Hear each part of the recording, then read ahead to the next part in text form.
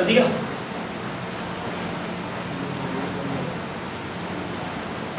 तो देखो आज जो टॉपिक अपन देख रहे हैं यहाँ पर टाइम मैनेजमेंट है। क्या है? Time management. तो पहली बात तो ये कि टाइम मैनेजमेंट को इतना बड़ा हुआ है नहीं जितना बड़ा हमने इसको बना दिया। समझ गए? क्योंकि हर सक्सेसफुल पर्सन के पास 24 घंटे ही है और महीने में 30 से 31 दिन है और 12 महीने हैं उसके पास। इससे ज़्यादा तो नहीं मिलता ना किसी को, चाहे वो मिलेनियर हो चाहे बिलेनियर हो, हर किसी के पास 24 घंटे हैं, वही 7 दिन है, वही 30 to 31 डेज है और वही 12 मंथ्स है। इससे ज़्यादा किसी के पास नहीं। तो इसी को यूज़ करके वो लोग बहुत आगे बढ़ चुके हैं और इसी को यूज़ करने में, इसी को मैनेज करने में हमको प्रॉब्लम हो रही है। अब प्रॉब्लम्स क्या होती है वो चीज़ समझिए। तो सबसे पहली चीज़ मैं आपको बताऊंगा, कितने लोग हैं जो चाहते हैं टाइम मैनेज करें आप में से? ठीक है, अभी आपसे एक क्वेश्चन किया जाएगा, क्योंकि आज जो अपन सारी बातें कर रहे हैं वो सारी बातें प्रैक्टिकल है। अगर आप लोग टाइम मैनेज कर रहे हैं और चाहते हैं कि टाइम मैनेजमेंट करना, तो आप में से हर किसी के पास ये चीजें होंगी। और अगर नहीं है तो मैं आपको बता दूं कि आप में से जो कोई भी चाहता है कि हम टाइम मैनेज कर लें, तो टाइम मैनेज करने के लिए आपको केवल एक ही चीज मजबूर कर सकती है, पर्पस ऑफ लाइफ, यानी आपके जीवन का उद्देश्य। जब तक आपके जीवन में कोई उद्देश्य नहीं है आप टाइम को मैनेज कर ही नहीं सकते। सपोज दैट मुझे 8 बजे ग्वालियर स्टेशन पहुंचना है या मुझे 8 बजे इंदौर पहुंचना है, तो अब वहां 8 बजे पहुंचने का कोई पर्पस तो होगा ना मेरे पास। अगर मेरे पास कोई पर्पस नहीं होगा तो मैं क्या सोचूंगा कि ठीक है यार 8 की जगह 10 बजे पहुंच जाएंगे, नहीं तो 11 बजे पहुंच जाएंगे, करना क्या, जाके सोना ही तो है, सोचेंगे कि नहीं। लेकिन अगर मुझे पता होगा कि मुझे 8:30 बजे सेमिनार अटेंड करना है, तो एनी हाउ मुझे कितने बजे पहुंचना पड़ेगा? 8 बजे। और मैं हर चीज को मैनेज करके चलूंगा। मैं सोचूंगा कि मुझे 12 बजे यहाँ से निकलना है, 1:30 बजे तक मैं वहाँ पहुँचूंगा, 1:30 बजे वहाँ से ट्रेन पकड़नी है, फ्लाइट पकड़नी है, 3 बजे वहाँ पहुँच जाऊंगा, 3 बजे वहाँ से टैक्सी पकड़नी है, 5 बजे होटल पहुँच जाऊंगा, होटल में तैयार होना है, तैयार होके, मतलब हर चीज मैनेजमेंट के साथ होगी। हर चीज किसके साथ होगी?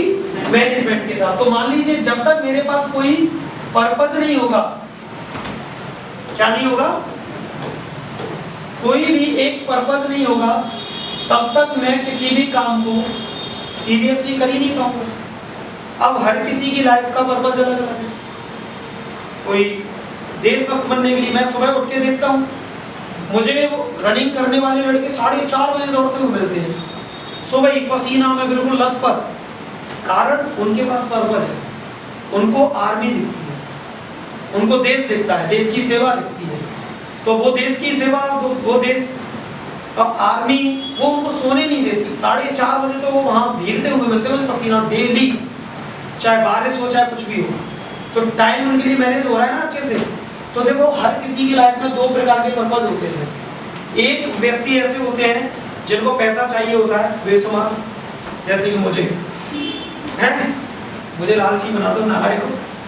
दूसरा होता है नेम एंड फेम, यानी दौलत शोहरत दोनों ही मान लीजिए, प्रसिद्धि, उनको वर्चस्व चाहिए अपना। ठीक है, अब आप देख रहे होंगे कि मैं जो वर्क कर रहा हूँ उससे मुझे पैसा तो नहीं चाहिए, तो मुझे यहाँ चाहिए, मुझे ये चाहिए। और ये कैसे चाहिए? पॉजिटिव चाहिए। ये भी 2 तरीके का होता है कि सर ठीक है जाके 3-4 और मर्डर कर देते हैं और हो जाएगा नाम, है ना, तो वो नाम नहीं, वो बदनाम होता है। तो हमें चाहिए नाम और प्रसिद्धि। तो नाम और प्रसिद्धि चाहिए या पैसा चाहिए, ये 2 में से एक पर्पस आपको अपने जीवन का चुनना पड़ेगा। होता भी है। क्या आप लोगों ने चुना? नहीं चुना। तो नहीं चुना तो टाइम मैनेज कैसे हो जाएगा? टाइम मैनेज कैसे हो जाएगा? पहली बात तो मुझे ये पता होना चाहिए कि मैं ये मेरा घर है, ठीक है, यहाँ से मैं निकल कर गया, अब ये सड़क आ गई, यहाँ खड़ा हो गया मैं आके, अब मुझे पता ही नहीं है मुझे इधर जाना है कि इधर जाना है, तो मुझे कहीं भी जाने में मजा आएगा? आनंद ही नहीं है, मैं खड़ा रहूंगा कंफ्यूज होके। और देखता रहूंगा, 2 लोग इधर गए इनके साथ चला जाऊंगा, 2 लोग इधर गए फिर इनके साथ चला जाऊंगा, फिर लौट के वहीं आ जाऊंगा। लेकिन अगर मुझे पता है कि मुझे यहाँ पहुंचना है तो मैं सीधा घर से निकलूंगा और सीधा यहाँ के लिए निकल जाऊंगा। ठीक है, अब मुझे पता होना चाहिए कि यहाँ क्यों पहुंचना है और कब तक पहुंचना है। तो वहां आपका क्या हो जाएगा, टाइम मैनेज हो जाएगा। वहां क्या मैनेज हो जाएगा, टाइम ऑटोमेटिकली। तो हर किसी के जीवन में ये 2 में से एक पर्पस होता ही है, चाहे वो होता है या ना होता है। 99% लोगों के जीवन में ये होता है। अब पर्पस नहीं है तो बनाओ। अगर इसको पर्पस बनाते हो तो जीवन में क्या मिलेगा, कंफर्ट मिलेगा, आराम मिलेगा, एसी में सोना, लग्जरी गाड़ी में घूमना, फ्लाइट से जाना। अभी तुमको कहीं बाहर जाना है घूमने के लिए तो तुम बसों में धक्के खाते जाओगे, पैसा होगा, बैठे फ्लाइट में टेक ऑफ किया पहुंच गए, राइट। लग्जरियस मिल जाएगा, सारी सुख सुविधाएं मिल जाएंगी आपको। ग्लैमर तो मिलता ही है, पैसे के साथ ग्लैमर तो आता ही है। ग्लैमर मतलब समझो चमक दमक, वो चीज तो आती ही है, ठीक है। और हैप्पीनेस, जब ये सब चीजें होती हैं अपने पास तो वो सारी तो आएगी आएगी, हैप्पीनेस तो ऑटोमेटिकली डेवलप होगी। तो अगर ये सारी चीजें आपको चाहिए तो इसके लिए क्या चाहिए, पैसा। इससे भी यही मिलता है, नेम और फेम में क्या हो जाता है, रेस्पेक्ट मिल जाती है। जैसे मान लीजिए अब आप लोग मुझे करोड़पति तो नहीं कर रहे लेकिन आप मुझे सम्मान दे रहे हो, तो उस सम्मान की वजह से मुझे क्या लगता है कि मैं तुम्हारी हर समस्या को सॉल्व करूं। मुझे लगता है कि बच्चे आके मुझे बताएं और जहां तक हो सके संभव में उनकी समस्या का समाधान दूं। तो रेस्पेक्ट, इससे मुझे क्या मिलता है, सेटिस्फेक्शन मिलता है, संतुष्टि मिलती है। पैसे से तो कोई संतुष्ट हुआ नहीं आज तक, लेकिन जब ये सम्मान मुझे मिलता है तो मुझे संतुष्टि मिल जाती है कि हाँ जीवन में मैं कुछ ठीक ठाक कर रहा हूँ। जब नाम होगा तो पैसा तो ऑटोमेटिकली आएगा। जैसे मान लीजिए अब मैं इंग्लिश पढ़ा रहा हूँ यहाँ आपके यहाँ, तो अभी मेरा नाम बहुत अच्छा हो जाए सिटी में, है क्या, ठीक ठाक नाम है क्या मेरा, ठीक है। अगर और अच्छा हो जाए तो और बच्चे आएंगे पढ़ने के लिए, और बच्चे आएंगे तो ऑटोमेटिकली पैसा तो आना ही आना है। और जब ये तीनों चीजें मिल जाएंगी तो आपका समाज में एक स्टेटस बन जाता है, एक स्टैंडर्ड बन जाता है। मतलब कोई भी अपनी लड़की की शादी कर रहा है तो वो आपसे सलाह लेने आएगा, कोई अपने बच्चे को पढ़ने भेज रहा है नहीं तो वो आपसे सलाह मशवरा लेने के लिए आएगा। तो वो चीज़ मिलती है स्टेटस से। तो सबसे पहले ये सोचो कि पढ़, वो एक बार अभी मैंने आपको क्या बताया,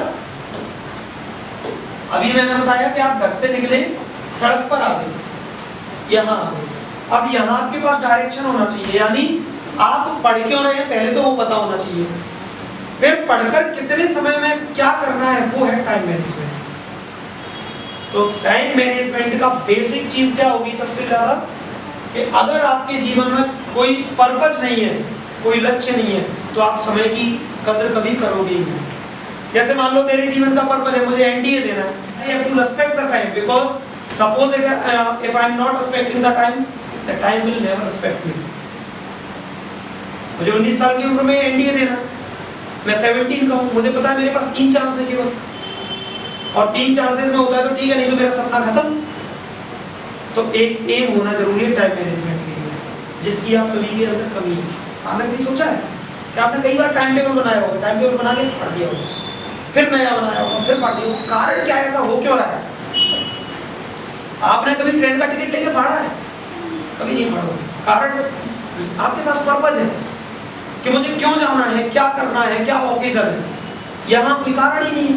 तो एक पर्पस बनाइए सबसे पहले कि मुझे टाइम मैनेज क्यों करना है, मुझे 12th क्यों पढ़नी है, मुझे 12th अच्छे से क्यों पढ़ना है। तो पर्पस कैसे चुनते हैं इसकी मैं आपको एक अलग से सेपरेट वीडियो बनाकर दूंगा, सेपरेट आपको बताऊंगा कि पर्पस कैसे लाइफ का चुनते हैं। अब ये नहीं कि मैं कह रहा हूँ वही चुनो, बस चुनते कैसे हैं वो बताऊंगा, बाकी जो आपको अच्छा लगे वो चुनना है। लेकिन टाइम मैनेजमेंट का भी एक पार्ट ये है, कभी सोचा था आपने कि टाइम मैनेजमेंट में मैं आपको पर्पस ऑफ लाइफ पढ़ाऊंगा, कभी सोचा? लेकिन है ही एक्चुअल, जब तक पर्पस नहीं होगा तब तक आप टाइम की वैल्यू नहीं करेंगे। चलिए अब आपने पर्पस ढूंढ दिया, अब आप कह रहे हैं कि ठीक है सर पर्पस हो गया, अब 2 चीज आती हैं आपके पास। ये आपका पर्पस हो गया, इसी को मान लेता हूँ आजकल, इसी की ज्यादा वो चल रही है। जब से वो आया ठुकरा के मेरा इंतकाम, तब से ये कुछ ज्यादा ही बढ़ गया है। सबको अपने आप में वही लिखता है, क्या नाम होता है उसका, सत्तू जी। तब से सत्तू ही सत्तू दिख रहा है सबको, सत्तू बनना है उनको। ठीक है, आईएएस आपका लक्ष्य हो गया, जीवन का एम हो गया आपका। अब देखिए हर लड़के के पास दो चीजें होती हैं, इसको ध्यान से समझ लेना। ये समझ लिया तो बहुत कुछ समझ में आ जाएगा। कठोर परिश्रम, 4 बजे उठना, 12 बजे सोना, टाइम खाना, टाइम से खाना ना मिलना, टाइम से सोना ना मिलना, पूरी रिश्तेदारी, सगे संबंधी, मित्रता सब खत्म। मान लीजिए ये आपकी क्या है, लाइफ। हार्डवर्क आपका, हार्डवर्क हो गया आपका इतना ही होता है ना। एक व्यक्ति कितना पढ़ता है, 30 ईयर्स तक, 25 तक मैक्सिमम। तो एज तो सही 25 तक है, 25 के बाद हर आदमी को सेटल हो जाना चाहिए अपनी लाइफ। लेकिन ज्ञान लेना खत्म नहीं करना चाहिए। जैसे मैं टीचर हूँ, मैं कमा भी रहा हूँ लेकिन साथ के साथ ज्ञान भी ले रहा हूँ ना। जिस दिन मैंने ज्ञान लेना बंद कर दिया उस दिन तो मैं स्टॉप हो जाऊंगा, मैं आगे की जनरेशन से कदम मिला ही नहीं पाऊंगा। मैं 1993 का, कोई अभी 2012 जनरेशन का आएगा मेरे पास पढ़ने, उससे मैं कैसे फाइट कर पाऊंगा? नहीं कर पाऊंगा। मुझे लेना जरूरी नॉलेज, तो नॉलेज लेते रहिए। लेकिन एक व्यक्ति के जीवन में ज्ञान लेने का या स्ट्रगल करने का या हार्डवर्क करने का टाइम पीरियड कितना होता है, इतना।